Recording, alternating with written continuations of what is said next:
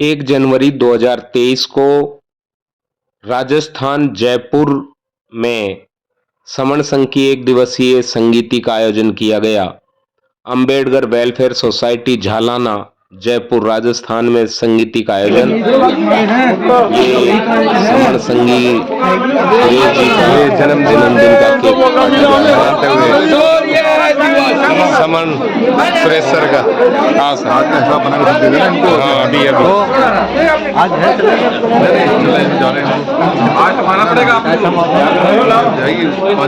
अभी संगीत की शुरुआत पंसिल से की गई।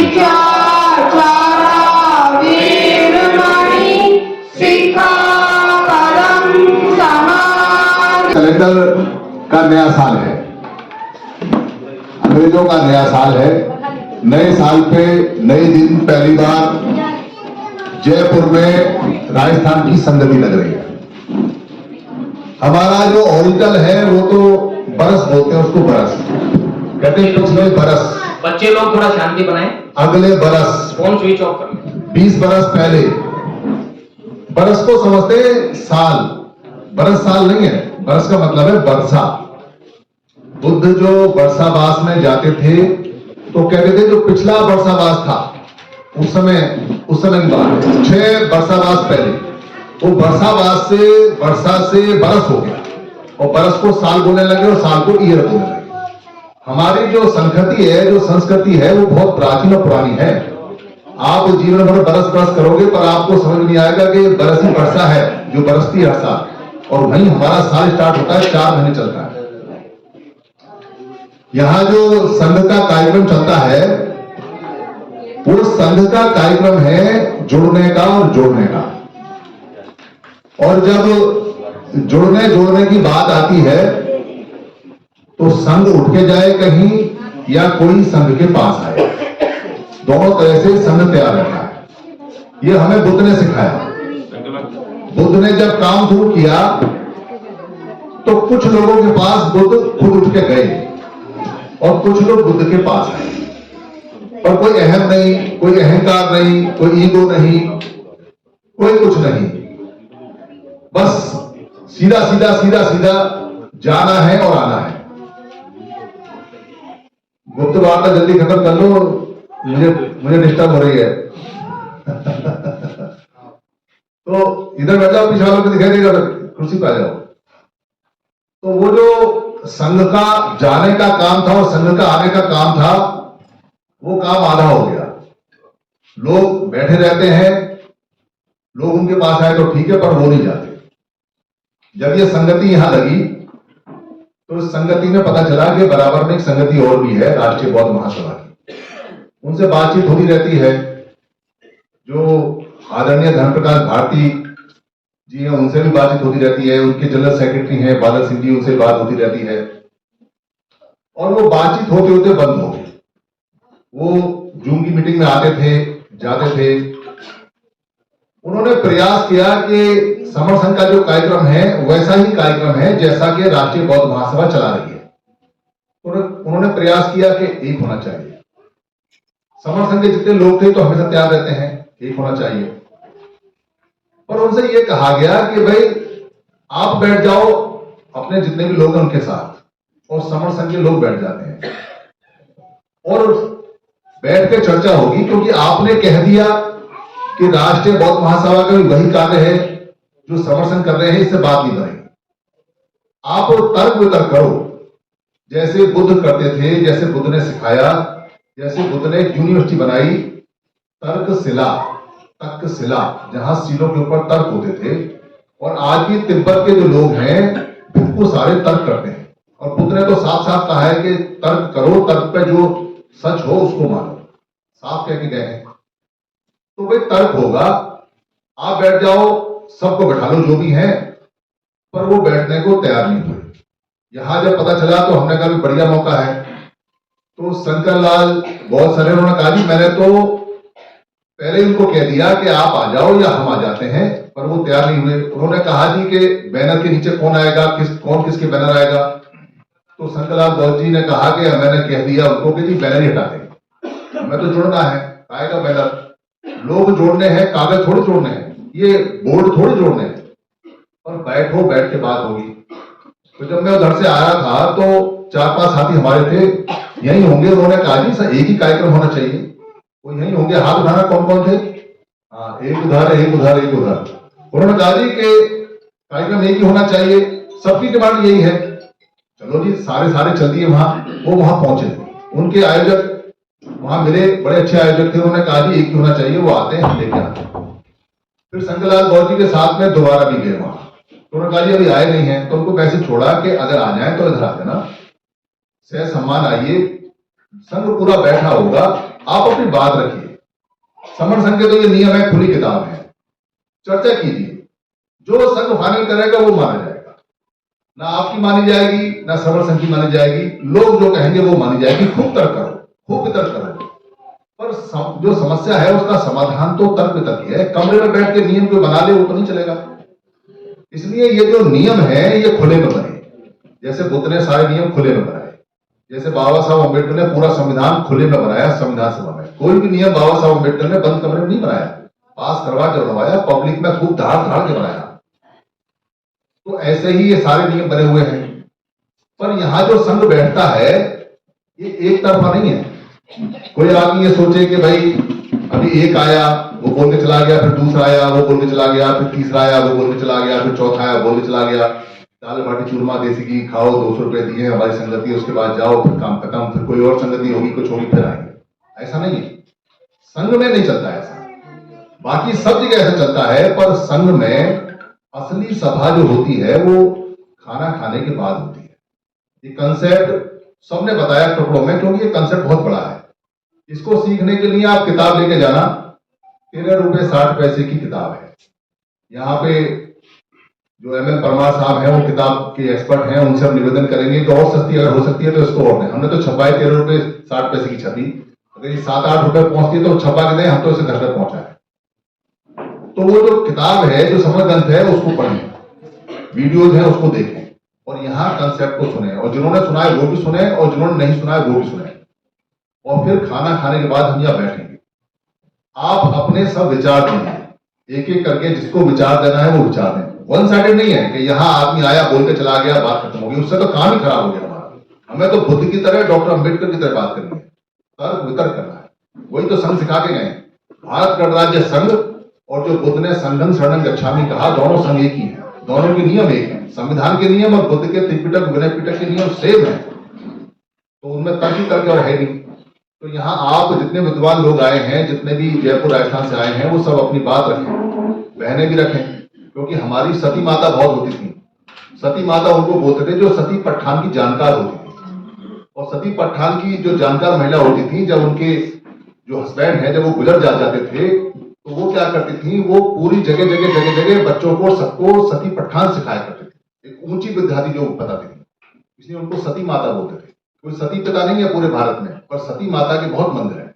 वो सारे के सारे मंदिर का मतलब है जिसमें मन के दर्द दूर होते, वो सब पढ़ाती थी, सब सिखाती थी। और उनसे परेशान होके जब संस्कृति चेंज हुई तो उनको मरवाना शुरू कर दिया, जिंदा जलाना शुरू कर दिया। आदमी एक नहीं मरता, और औरतों को जिंदा जलाना शुरू कर दिया, सिर्फ इसलिए क्योंकि वो बहुत ज्यादा विद्वान थी और बहुत ज्यादा पढ़ाती थी। ये बुद्ध काल के बाद आरंभ हुआ है, तो इसलिए इधर भी पूछें उधर भी पूछें, यहाँ समर संघी सारे संघ का जवाब दें। ये जो राजस्थान की मीटिंग है, ये मीटिंग अगस्त 21 में ली गई। अगस्त 21 में राजस्थान के जो सक्रिय कार्यकर्ता थे वो आए, एक मीटिंग लगी पानीपत में, और ये था कि पहली मीटिंग राजस्थान में लगेगी। अगस्त 21 से लेके अगस्त 22 चला गया, और अब जाके ये मीटिंग लग रही है, और लग रही है, अच्छी लग रही है। ये मीटिंग बहुत पहले लगती और राजस्थान में सबसे पहले लगती, पर नहीं हो पाया। होने का कारण ये नहीं है कि लोग खराब हैं, कारण यह है कि लोग दूध के जले हुए हैं। हम पिछले 75 साल से ठगे गए हैं। जो भी आदमी आया उसने सामाजिक संगठन बनाया और बाद में कहीं और ले गया, धार्मिक संगठन के नाम पे संगठन बनाया फिर कहीं और ले गया, आर्थिक संगठन पे बनाया फिर कहीं और ले गया, राजनीतिक संगठन में बनाया तो फिर कहीं खुद ही चला गया। किसी को एक बार पोस्ट वोस्ट मिल गई तो सारे लोगों को लेके चला गया, और यहां तक भी बात चल जाती। पर धार्मिक संगठनों के टुकड़े टुकड़े टुकड़े टुकड़े, जो सामाजिक संगठन है उनके टुकड़े पे टुकड़े टुकड़े पे टुकड़े टुकड़े पे टुकड़े, जो राजनीतिक संगठन है उनके टुकड़े टुकड़े टुकड़े टुकड़े, इतने टुकड़े हैं इतने इतने सरकारी कर्मचारियों का संगठन है, इन टुकड़ों की संख्या गिनोगे तो 29 लाख रजिस्टर्ड है। समर संघ में एक रजिस्ट्रार काम करते हैं जो महाराष्ट्र के हैं, उन्होंने कंफर्म किया और बामसेव की जो बोलकर ग्रुप है उन्होंने तो डिक्लेयर किया है कि 29 लाख टुकड़े हैं हमारे। तो 29 लाख टुकड़े जब होते हैं तो व्यक्ति बहुत ज्यादा झिल गए, पैसा देते हैं, टाइम देते हैं, सब देते हैं, पर परिणाम तो आते नहीं, अधिकार फिर चले जा रहे हैं, सारे अधिकार जा रहे हैं, सारे अधिकार जा रहे हैं, कोई अधिकार नहीं बच रहा, कोई अधिकार नहीं बच रहा। तो वो जो राजस्थान के लोग थे वो कहीं इन छोटी मोटी समस्याओं में फंस गए। और समस्या कौन सी थी? ये वाली समस्या, जो 10 समस्या बस यही है सारी सारी, इनसे बाहर कोई समस्या नहीं है। पद, प्रतिष्ठा, लोभ, लालच, मंच माला, माइक, नेतागिरी, व्यक्तिवाद, ये सब चीजें तो डरते हैं आदमी इनसे कि भाई हम यहाँ काम करेंगे। अब गारंटी कौन दे? अगर व्यक्ति गारंटी देता है तो व्यक्ति बड़ा हो गया। अगर मान लो यहाँ बैठ के कोई गारंटी देता है कि जी मैं आपको गारंटी देता हूं, तो व्यक्ति है जो गारंटी दे रहा है, वो व्यक्ति तो कहीं भी जा सकता है, तो व्यक्ति की गारंटी हम क्यों माने? इस बार जो गारंटी आई है वो संघ से आई है, यानी कि नियम भी संघ के हैं, लोगों ने बनाए हैं, तो गारंटी भी संघ की है। अब संघ कहां है? संघ आप सब हो और संघ में हम सब मिलके संघ हैं। अब अगर मान लो कोई चीज इसमें से फेल होती है तो गलेवान किसका पकड़ेगा? कौन पकड़ेगा? तो सबसे पहले अपना गलेवान पकड़ना पड़ेगा। क्यों पकड़ना पड़ेगा? क्योंकि आप चुप क्यों रहते हो? आप बोलते क्यों नहीं? कौन से लालच हैं, कौन से कारण हैं, क्यों लोगों का बुरा नहीं बनना चाहते? बच्चे मरने को तैयार हैं पर आप नहीं बोलते। आपके जितने भी लोग आए आपके पास में, आपने कभी उनको चंदा देते समय ये नहीं पूछा पिछले चंदे का क्या हुआ, और ये संगठन 2 क्यों बना लिए इस बार? पहले तुम्हारे 1 थे, 2 कैसे बन गए? और तुम कौन सा नया काम करोगे? और पहले वाला कौन सा नया काम करेगा? पहले वाले ने कौन सा खराब काम किया उसको बताओ, पहले वाले ने क्या बदतमीजी की उसको बताओ, तुम क्या नहीं करोगे वो बताओ, तुम्हारी रणनीति क्या है वो बताओ, तुम कितने परिणाम लाए वो बताओ, और ऐसे कितने संगठन है ये बताओ, पूरे भारत में क्या क्या चला ये बताओ। पर हम पूछते नहीं, हम बहुत सस्ते में निपटा देते हैं कि पैसा ले और जान छोड़े। जान इसलिए छोड़े कि 5 आगे बैठ जाते हैं, जब भी आते 5-6 आते इकट्ठे हो गए। बाबा साहब की जयंती है, इकट्ठे होकर बैठेंगे और चाय भी पिलाओ, नाश्ता भी कराओ, 500 तो कम से कम लेके जाते हैं, 1000 भी लेके जाते हैं। पर एक ही शहर में इतनी सारी जयंती बनाओगे तो कोई पूछेगा?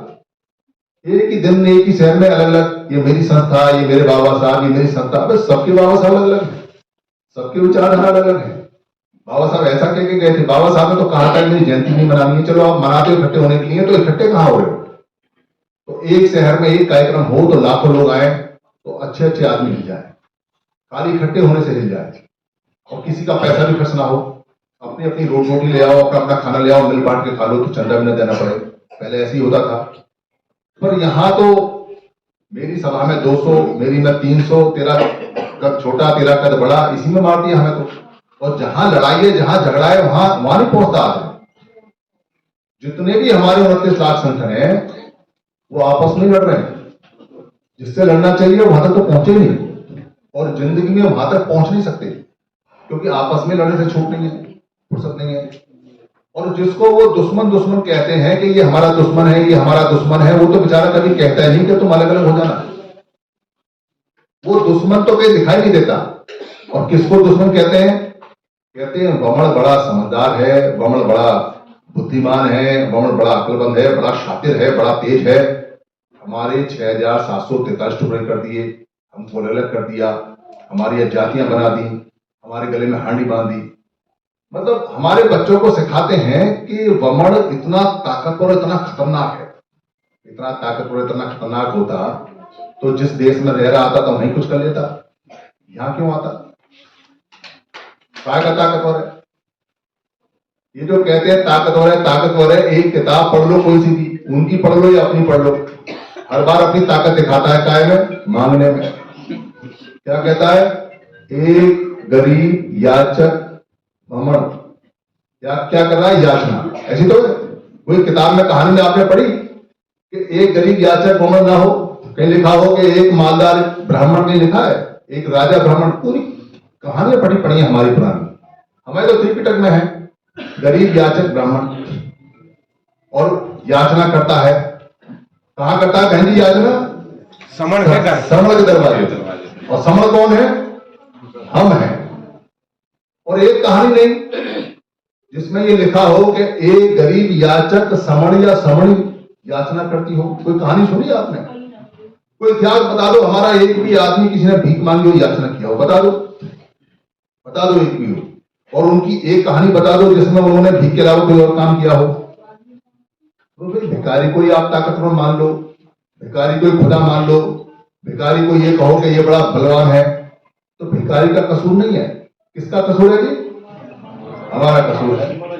वो तो खुल के कहता है मैं तो याचक हूं, और उसकी तो कहानी आई याचक की। और आप गाते हो कि एक वो गरीब याचक आया दरवाजे पे तेरे खड़ा हुआ है, कुछ मांगता है, और यहां तो खूब चलती है, राजस्थान में तो उसका केंद्र भी है।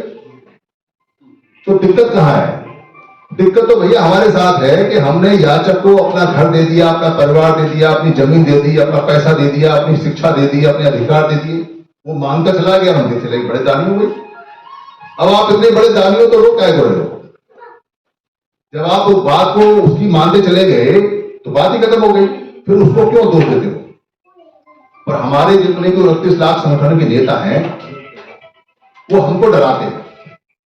वो कहते हैं कि वो बड़ा बहुत ज्यादा शातिर है, बड़ा बुद्धिमान है। जब उसको शातिर कहते हैं तो अपने आप को बुद्धू बताते हैं। भाई अगर मैं सामने वाले को शातिर कहता हूं तो इसका मतलब मैं शातिर नहीं, बुद्धू हूं। जब उसको मैं कहता हूं बड़ा ज्ञानवान है तो इसका मतलब मैं अज्ञानी हूं। जब मैं सामने वाले को कहता हूं कि भाई ये बड़े बलवान है तो मैं बड़ा कमजोर हूं।